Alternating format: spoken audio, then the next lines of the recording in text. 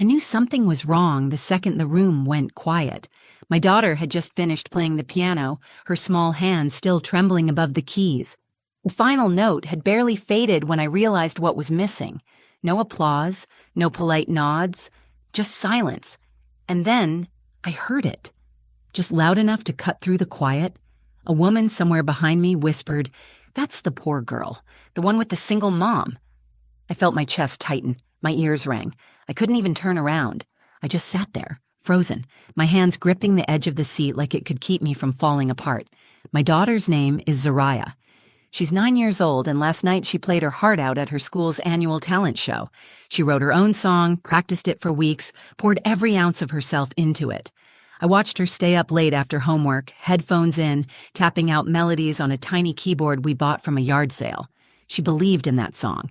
But when she played it on stage in front of her classmates, the judges, and a crowd full of parents, they didn't clap. Not even a few scattered claps out of pity. Nothing.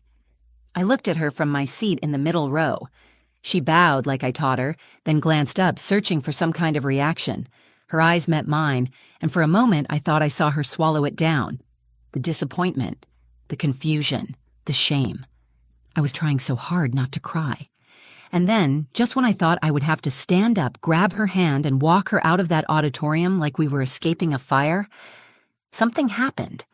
A man stood up. He was sitting in the very back row, alone, tall, older, dressed in a quiet gray suit. He didn't smile. He didn't say anything. He just started walking down the aisle toward the stage. I remember the way the room shifted, the sound of whispers rising, the judges looking at each other, unsure what was going on. And I remember holding my breath because something about the way he moved made me stop thinking about running. Something told me this wasn't the end of the story. It was the beginning. My name is Maya Reeve. I'm 33 years old, and I've been raising my daughter, Zariah, on my own since she was 2. We live in a quiet little town in southern Indiana, the kind of place where everyone waves but also notices what kind of car you drive and whether your kid's backpack is new or secondhand. People smile at you in the grocery store, then ask someone else why you're still single. I've lived here my whole life, and most days I blend in. But moments like the school talent show remind me I don't really belong. Not the way they do. I work 2 jobs. During the day, I'm a janitor at the local middle school. At night, I clock in at a 24-hour diner just off the highway, serving truckers and teenagers looking for fries at 2 a.m. It's not glamorous, but it's honest. It pays the bills. And most importantly, it lets me take care of Zariah. Zariah is everything to me. She's soft-spoken, all heart. She doesn't run with the popular kids or care about what's trending. She loves music, not pop songs or what's on the radio. She loves strange, soulful melodies, the kind that come from deep inside. She started writing little songs when she was 7, just humming things into a recorder and telling me, "This one feels like rain," or "This one is what it sounds like when someone misses you." I bought her a used keyboard from a garage sale last spring, $60. It was missing the stand and had a sticky B-flat key, but it lit up when she turned it on, and to her, it was magic. She played it every day after school, her fingers hovering like she was discovering something sacred. She'd play for hours, sometimes eyes closed, chasing a sound she could only feel. When the school announced its annual talent show, Zariah asked if she could sign up. I hesitated for a second. She's not the kind of kid who seeks out attention, but she said, "I want them to hear what I wrote." That's what she called it. Not her performance, not her song. Just what I wrote. She was so proud when she turned in the sign-up form. Every day for weeks, she practiced her piece. I'd make dinner while listening to her in the other room, and I swear sometimes I'd stop stirring the pot just to listen. There was something haunting and beautiful about what she'd created. She didn't just play notes, she told a story. But underneath the pride, I also saw the nerves. She didn't say much about school, but I knew. She's the only kid in her class who brings her lunch in a grocery store bag instead of a character lunchbox. Her shoes are clean, but always one season behind. I knew that stepping on that stage wouldn't just be about the music, it would be about being seen. Still, she practiced. She asked me to braid her hair. Nice, but not like I'm trying too hard. She laid out her outfit the night before, her best dress, the one from last Easter. I stitched the torn hem by hand. She looked in the mirror and smiled at herself. The night of the show, we arrived early. The auditorium was packed. Kids ran around backstage in glittery costumes and sequined leotards. Parents chatted in clusters, comparing private lessons and weekend camps. I sat alone in the middle of the audience, clutching my hands, trying not to look too out of place. When Zariah's name was called, I stood up a little in my seat, craning to see her. She walked to the piano slowly, her chin up but her fingers fidgeting. I whispered to myself, "You've got this, baby." She sat down at the bench, adjusted the microphone just like she'd practiced, and placed her fingers on the keys. And then she started to play. The moment Zariah started playing, the room began to change, but not in the way I'd hoped. She played the first few notes of her piece, slow and soft, like she was inviting the audience into a memory only she remembered. The melody floated across the auditorium like a whisper, a lullaby dipped in sorrow and hope. It didn't sound like anything the kids before her had done. No karaoke, no flashy moves, no backing tracks. Just her, a piano, and a story told through her fingertips.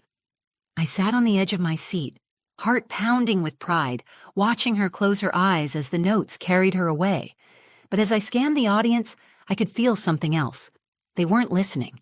A couple of parents near the back were whispering. 2 kids in the front row giggled. One of the judges, the one with the oversized blazer and clipboard, glanced down at his phone and started typing. The woman next to me pulled out a pack of gum like she was waiting for an elevator, and then I heard it, clear as a bell. "She's the poor girl, the one with the single mom." The words didn't hit my ears. They hit my spine. I turned slightly, trying to see who said it, but I didn't need to. I already knew the type. Someone who'd never had to explain to their kid why Santa only brought one gift. Someone who never had to choose between fixing the car and paying for field trip fees. I bit the inside of my cheek hard enough to taste metal. I wanted to stand up, to defend her, to scream, "She is more than whatever story you've made up about us." But I couldn't.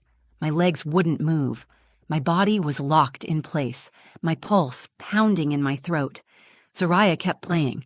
Her hands never faltered. She poured herself into every note like it mattered, like someone out there would understand. But they didn't. Not that night. She finished with a soft, unexpected chord that hung in the air, delicate and unresolved. Then silence. She bowed, just like we practiced, holding it for a second. Her head came up slowly, scanning the room. No claps, not even a few out of politeness. Someone coughed. A chair creaked. The judge in the middle cleared his throat and flipped to the next page in his folder. That was it. Zariah stood there for a moment too long, just long enough for me to see her face change. Her smile, once small and hopeful, faded into a tight, confused line. Her eyes dropped to the floor as she walked off the stage. I could feel her trying to hold it together from all the way across the room. My heart cracked open. I wanted to leap out of my chair, wrap her in my arms, and carry her away from this place, from these people who couldn't see what I saw. I wanted to tell her that they were wrong, that her music mattered, that she mattered. But I couldn't move. I just sat there, numb, blinking back tears. Because if I cried, I was afraid I'd never stop. I looked around again. At the moms with their makeup and expensive handbags, at the dads filming with their smartphones and barely watching, at the judges, already preparing for the next act. No one cared, and that's when I felt it, a shift, small, subtle. From the very back row, a man stood up. He didn't look like the rest of them. His suit was simple. He wasn't holding a phone. He wasn't clapping or reacting like everyone else. He was just standing there, still as stone, watching the stage. And then he started walking toward the front. People turned.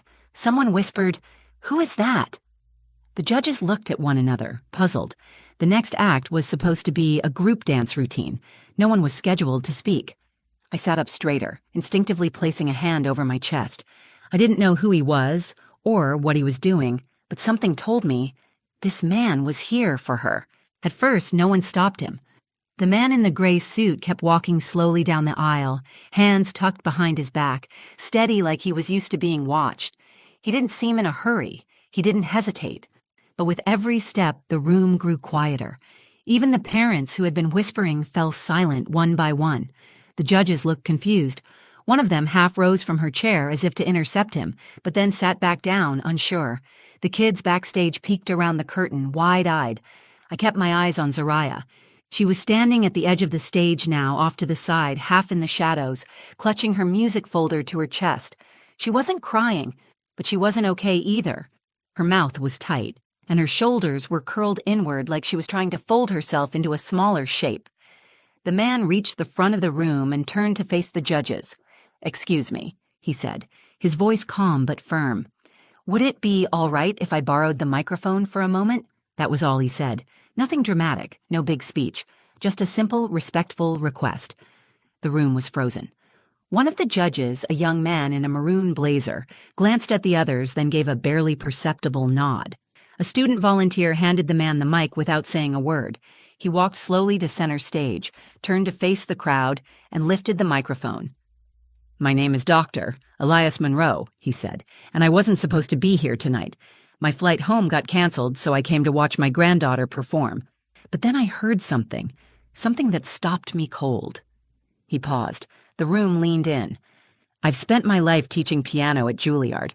I've trained concert pianists, film composers, symphony soloists, and in all those years, very few pieces have grabbed me the way that little girl's music did just now." The silence shifted. It was no longer awkward or empty. It was reverent. He glanced toward the side of the stage, eyes kind. "Zariah," he said, "may I ask, did you write that piece yourself?" She nodded slowly, unsure whether to smile or run. He turned back to the audience. "Ladies and gentlemen, that was an original composition. That was a voice. That was art." A few gasps. One parent near me actually whispered, "Juilliard," like it was a word she'd only ever seen in movies. Dr. Monroe continued, "I'd like to ask a favor. With your permission, Zariah, would you be willing to play your piece again? This time, may I accompany you?" I felt my breath catch. Zariah looked over at me, just a flick of her eyes. I gave her the smallest nod I could manage without breaking into tears. She walked slowly back onto the stage, her footsteps barely making a sound. Dr. Monroe stepped aside and let her sit first. Then he sat beside her, not taking over the bench, just sharing it. His hands hovered above the keys, waiting for her lead. And then she began to play. This time, the notes didn't sound small. With Dr. Monroe's quiet chords layered beneath hers, it was like her melody found a voice that had been waiting to echo it. He didn't overpower her. He followed her, supported her, lifted her music like a second set of wings. You could feel the shift in the room. The laughter stopped. The parents leaned forward. The judges put down their pens. No one looked away. When they reached the final note, there was a beat of perfect stillness. And then the entire auditorium stood. Applause erupted like a wave. Shouts, whistles, hands clapping raw. People who hadn't noticed her before were now on their feet, clapping like she'd just won a national award. Phones were out, recording. I saw one judge wipe her eyes. I stood too, clapping so hard it hurt. "And Zariah?" She turned to Dr. Monroe and gave him the smallest, most sincere smile I've ever seen. In that moment, she wasn't the poor girl anymore. She was a musician. She was seen, and I knew everything had just changed. When the applause finally began to fade, Zariah just sat there, still at the piano, her hands resting gently in her lap. Her eyes were wide, not in fear anymore, but in something closer to wonder. She looked around the auditorium like she was seeing it for the first time. Dr. Monroe leaned toward her and said something we couldn't hear. She nodded once, then slowly stood, bowing again. But this time, the gesture wasn't timid. It was proud, intentional. She looked up with her chin high, and the room gave her everything it hadn't the first time. As they walked off stage together, people turned to each other asking who she was. Parents who had ignored us in the school pickup line were now craning their necks to get a better look at her. Kids whispered in awe. Even one of the judges followed her backstage with a clipboard, smiling like they'd just discovered a hidden treasure. I stood in the crowd, still clapping, heart pounding, eyes full. I didn't care what anyone thought of me in that moment. All I saw was my daughter being seen, not for what we didn't have, but for who she was. When she came down from the stage, she ran straight into my arms. "I did it," she whispered into my chest. I couldn't speak. I just held her tighter. Dr. Monroe came over a moment later, smiling. He held out his hand to me, but before I could shake it, he said, "Your daughter has an extraordinary gift, one I don't see often. That was more than just talent. That was truth. I finally found my voice. Thank you. Thank you for seeing her, for giving her that moment. He nodded.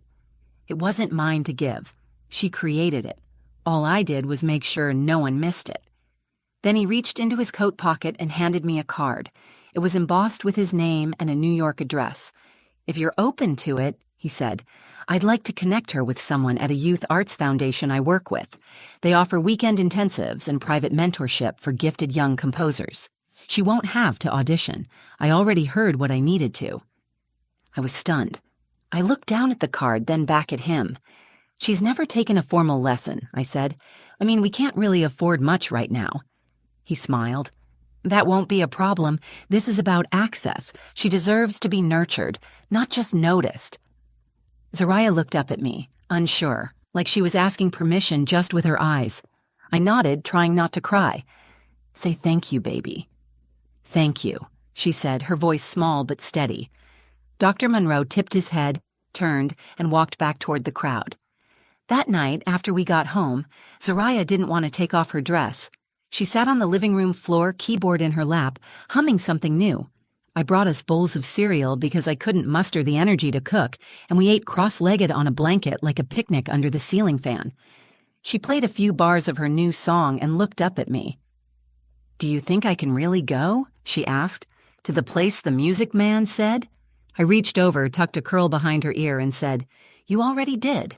It's been 5 months since the night my daughter changed everything by doing nothing more than being exactly who she is. We're still living in the same small house. I still work both of my jobs. I still bring home leftovers from the diner when I can, and sometimes Zariah still wears secondhand shoes. But things feel different now, not because we have more money or more things, but because, for the first time, my daughter sees herself differently. Since that night, she's been attending weekend mentorship sessions at a music conservatory an hour outside of town. Every Saturday, we wake up before sunrise. I pack a thermos of hot cocoa, and we make the drive together. Just her and me, music playing low in the car, her face pressed to the window watching the cornfields roll by. She's not the same girl who stepped onto that stage, terrified no one would listen. Now she talks about dynamics, layering, the emotion behind a minor chord. Her teachers say she's composing pieces with depth they usually don't see in students twice her age. She still plays that first piece sometimes, the one no one clapped for. But now she plays it differently, more confident, more certain, not louder, just fuller, like she owns every note. And she does. Something changed in me, too. For years, I believed we had to keep our heads down, stay quiet, stay grateful, not ask for more than we were given. I thought if I could just protect her from judgment, from failure, from being othered, that would be enough. But I was wrong. What she needed wasn't protection. It was permission. To be heard, to take up space, to believe in the sound of her own voice, even if the room stayed silent. I almost let that moment slip past us. I almost let her walk away from the stage believing that silence meant she wasn't enough. But one stranger, one person who chose to pay attention, made sure that didn't happen. And that's the part I keep thinking about. It wasn't a miracle. It wasn't luck. It was a decision. Dr. Monroe didn't just hear her music. He recognized it. And then he acted, quietly, powerfully, not to rescue her, but to amplify her. Sometimes that's all it takes, one person willing to listen deeply, to step forward when everyone else stays seated, to remind a child you are not invisible. And sometimes all it takes to keep going is to know that someone out there sees your light, even if only for a moment. That night didn't change our lives overnight, but it did give my daughter something I could never have wrapped in a box or written into a bedtime story. It gave her the belief that she is worthy of being seen, and it gave me something too. It reminded me that our story doesn't end with other people's silence, that when no one claps, it doesn't mean you stop playing. You keep going, because one day someone might hear you, and that person might be the reason everything changes. So now, every time I watch Zariah place her fingers on the keys, I don't worry about who's watching. I know she's not playing to impress anymore. She's playing to tell the truth, and that's the kind of music the world needs more of. If this story meant something to you, if it made you feel, reflect, or remember your own moment of being overlooked or finally seen, like the video, share it with someone who needs to be reminded that quiet voices still matter. Comment below and tell me your story. Tell me about the person who stood up for you or the moment you found your own voice. I read every word, and if you want more stories that speak to the heart, that make you pause and really feel something, subscribe to the channel. We've got more to share. Thanks for watching. Thanks for caring. And most of all, thanks for listening.